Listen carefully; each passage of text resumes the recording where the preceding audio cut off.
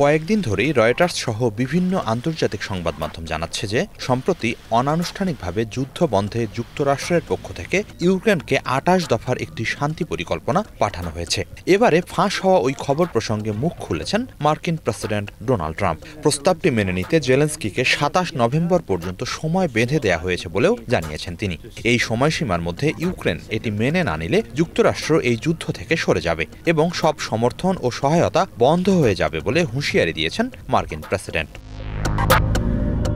এ প্রস্তাব সম্পর্কে ২১ November white হাউসে ট্রাম্প সাংবাদিকদের বলেন, জেলেনস্কিকে এটি পছন্দ করতেই হবে। তিনি যদি এটি মেনে না নেন তাহলে তাদের লড়াই চালিয়ে যাওয়া ছাড়া কোনো গতি নেই। শীতকাল ঘনিয়ে এসেছে, রক্তপাত বন্ধ করার জন্য হাতে সময় খুব কম। সব মিলিয়ে জেলেনস্কিকে এই পরিকল্পনা অনুমোদন করতেই হবে। এদিন মার্কিন সংবাদ মাধ্যম ফক্স নিউজ রেডিওকে দেয়া এক সাক্ষাৎকারে ট্রাম্প আরও বলেন, যদি সবকিছু ইতিবাচকভাবে চলে তাহলে এই জেলেনস্কিকে দেয়া সময়সীমা বাড়ানোও যেতে পারে। প্রস্তাবের ওপর মতামত জানাতে ২৭ নভেম্বর পর্যন্ত যে সময় বেঁধে দেয়া হয়েছে আমি মনে করি এটি যথেষ্ট, কম নয় বেশিও নয়।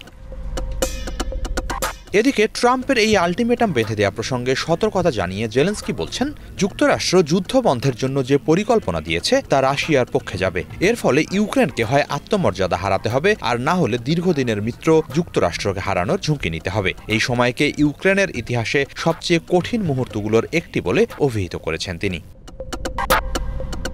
তবে এত কিছুর পরও শান্ত থেকে দ্রুত যুদ্ধ শেষ করার জন্য যুক্তরাষ্ট্র ও অংশীদারদের সঙ্গে কাজ করবেন বলে জানিয়েছেন জেলেনস্কি। একই সঙ্গে জেলেনস্কি জোর দিয়ে বলেন, তিনি দেশের সঙ্গে বেইমানি করবেন না। এই পরিকল্পনা থেকে একটি সমাধান খুঁজে বের করতে তিনি কাজ করছেন বলে জানিয়েছেন। মার্কিন সংবাদ মাধ্যম সিএনএন জানিয়েছে, ট্রাম্পের প্রস্তাবিত পরিকল্পনায় ইউক্রেন যেন রাশিয়ার দখল করে নেওয়া ভূখণ্ডের দাবি ছেড়ে দেয় এবং সামরিক বাহিনীর আকার ছোট করে, সেই বিষয়ের উল্লেখ আছে এই প্রস্তাবে। একই সাথে যুদ্ধ শেষ করার বিনিময়ে ন্যাটোতে যোগ না দেওয়ার প্রতিশ্রুতিও দিতে হবে ইউক্রেনকে। এগুলো মূলত রাশিয়ার দাবি, বলছেন সমালোচকরা। ফলে এই দাবি মেনে নেওয়া মানে রাশিয়ার কাছে আত্মসমর্পণের শামিল। তবে এসবের বিনিময়ে ইউক্রেনকে নিরাপত্তা গ্যারান্টি দিতে চায় যুক্তরাষ্ট্র।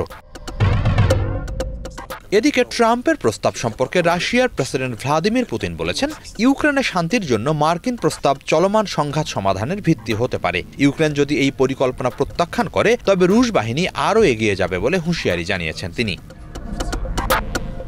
অন্যদিকে এই প্রস্তাব ইস্যুতে ইউরোপীয় নেতারা ইউক্রেনের সমর্থনে কথা বলছেন। তারা কিয়েভের পাশে থাকার প্রতিশ্রুতি দিচ্ছেন এবং বলছেন, ইউক্রেনের প্রতিনিধিদের অংশগ্রহণ ছাড়া দেশটির ভাগ্য নির্ধারিত হতে পারে না। সব মিলিয়ে নতুন করে এক জটিল অধ্যায়ে প্রবেশ করছে ইউক্রেন যুদ্ধ।